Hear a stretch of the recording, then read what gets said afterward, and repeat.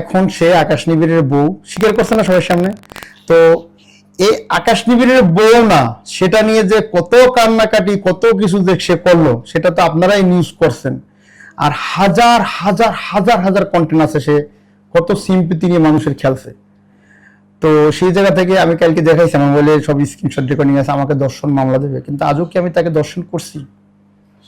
না না, কারণ যদি আমি বর্ষা চৌধুরীর কাছে মানে বর্ষা চৌধুরীকে বলে দেন হ্যাঁ আমরা আগের মতো ফ্রেন্ড, আমরা আবার ভালো থাকবো, বর্ষা চৌধুরীর সাথে আমার একটা ফটো যদি দেখে, তাহলে দর্শক আমার গরু পিঠে করে এই মিডিয়া থেকে বের করবে, দর্শক বের করবে। ঠিক আছে, তো আমি চাই না আর এরকম একটা মানুষের পাশে দাঁড়াইতে, আর দর্শকদের ভালোবাসা থেকে আমি বঞ্চিত হইতে চাই না। এটাই।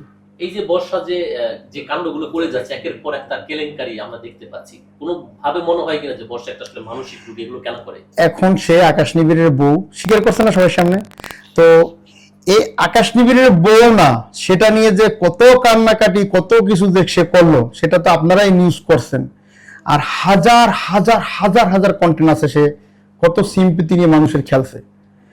তো সেই জায়গা থেকে আমি কালকে দেখাইছি আমার বলে সব স্ক্রিনশট রেকর্ডিং আছে, আমাকে দর্শন মামলা দেবে, কিন্তু আজও কি আমি তাকে দর্শন করছি?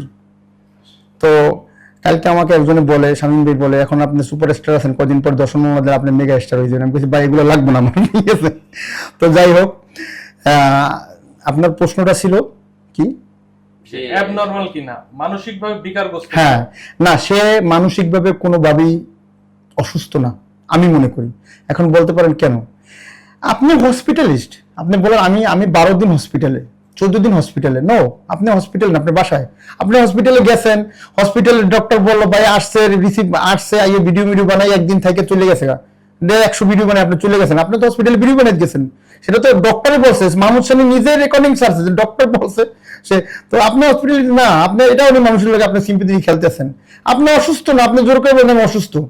আপনি মেডিসিন খান, আপনি গ্যাস্ট্রিকের বড়ি খান, আপনি প্যারাসিটামল খান, কিন্তু আপনি বলতেছেন আমি আমার ব্র্যান্ডের ওষুধ খাই। খান, আপনি খাইতে পারেন, এটা আপনার একমাত্র পার্সোনাল ব্যাপার, এটা আপনি অনলাইনে কেন বলেন মানুষকে? আপনি আত্মহত্যা করেন, আপনি করেন আত্মহত্যা, আপনি মরেন, আপনি 10 বার মরেন যাইয়া, কিন্তু সেটা আপনি অনলাইনে যাইয়া লাইভে গিয়ে আপনার কেন মরতে হইব? যে একটা মিথ্যা নিয়ে আপনি যদি মরতেন ওই দিনকে, তো আমি মুন্না খান আকাশ নিবিড়ের নাম মামলা করতাম, কিন্তু আপনি তো মিথ্যা নিয়ে আপনি কবরে যেতেন। আপনি তো জানেন আপনি মরবেন না, কিন্তু মানুষ তো জানেন আপনি মনে মরে দেবেন না।